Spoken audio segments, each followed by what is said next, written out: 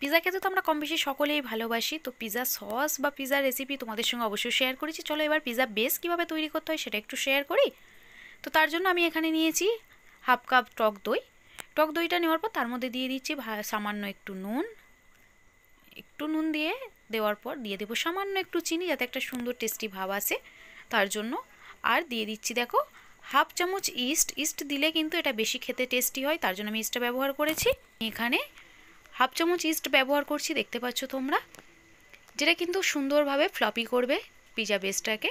দিয়ে দিচ্ছি সামান্য একটু বেকিং সোডা, মানে হাফ চামচ, আর হাফ চামচের থেকেও কম হচ্ছে বেকিং পাউডার। দেওয়ার পর খুব ভালো করে এই যে ফেটিয়ে নিয়ে একটুখানি ঢাকা দিয়ে 2 থেকে 3 মিনিট রেখে দিয়েছি। রেখে দেওয়ার পর চলো আবারও খুব ভালো করে ফেটিয়ে নিয়ে, দেখেছো লিকুইডটা কতটা সুন্দর ফর্মি হয়ে গেছে। এরকম যখন দেখবে ফর্ম তৈরি হয়ে গেছে, মানে অনেকটাই ট্রান্সফার হয়ে গেছে দইটা, সেই পর্যায়ে আমি দিয়ে দিচ্ছি দেখো ময়দা।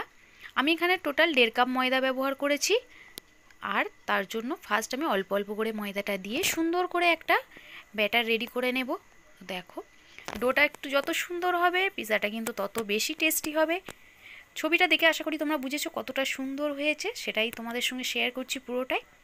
দেখেছো খুব ভালো করে এইভাবে মিক্স করে নেওয়ার পর কিছুক্ষণ একটু তেল না, তোমরা অবশ্যই সাদা তেলটা ব্যবহার করবে। একটু সাদা তেল দিয়ে আবারও ভালো করে একটু মেখে নিয়ে ঢাকা চাপা দিয়ে রেখে দেবো 10 থেকে 12 মিনিট।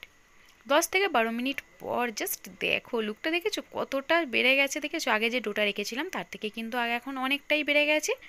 এবার যেহেতু হাতে একটু জড়িয়ে যাচ্ছে দেখতে পাচ্ছ, তাই আমি অল্প একটু ময়দা হাতের মধ্যে লাগিয়ে এবার এটাকে রেডি করে নেব। দেখো জাস্ট ডোটা দেখো কতটা সুন্দর হয়েছে। নেক্সট চলো একটা কড়াইয়ের মধ্যে আমি এটা তৈরি করব পিৎজা বেসটা।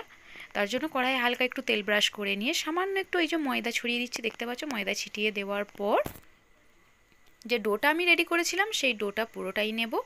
আমি একটু বড় সাইজের পিৎজাটা তৈরি করব, তার জন্য একটু বড় ডো তৈরি করেছি। হাতের মধ্যে একটু তেল লাগিয়ে ডোটাকে হাতের সাহায্যে প্রেস করে এইভাবে একটু তাওয়ার মধ্যে লাগিয়ে দিচ্ছি। দেখো তোমরা চাইলে একটা ভেপার দিয়েও করতে পারো বা মাইক্রোওয়েভ করতে পারো, আমি কিন্তু এটা গ্যাসের চুলায় দেখাবো, মানে গ্যাসের মধ্যে কিভাবে করবে পিৎজা বেস তৈরি বা পিৎজা তৈরি সেটা পুরোটাই কিন্তু এখানে শেয়ার করছি। এরপর একটা এইরকম চামচের সাহায্যে জাস্ট একটু হোল্ড করে দেবে। দেওয়ার পর ওভেনের মধ্যে একদম লো ফ্লেমে বসিয়ে দিলে দেখতে পাচ্ছ কতটা সুন্দর হয়ে গেছে পিৎজা বেসটা। দেখো জাস্ট দেখো লুকটা।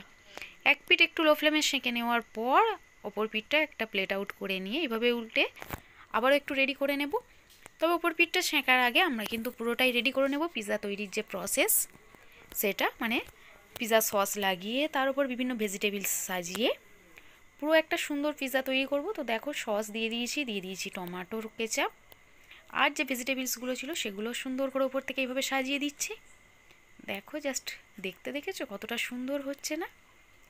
এভাবে দেওয়ার পর চিজ দিয়ে দেবো একটা কিউব চিজ বেশি করে দিয়ে দেবে এখানে। তোমরা চাইলে আরও কিন্তু চিজটা ব্যবহার করতে পারো, চিজটা এখানে প্রধান, দেখেছো, যেটা খেতে কিন্তু আরও টেস্টি করে পিৎজাটাকে। তো জাস্ট ওভেনের মধ্যে একটু বসিয়ে সেঁকে নিলেই কিন্তু দুর্দান্ত স্বাদের পিৎজা রেডি।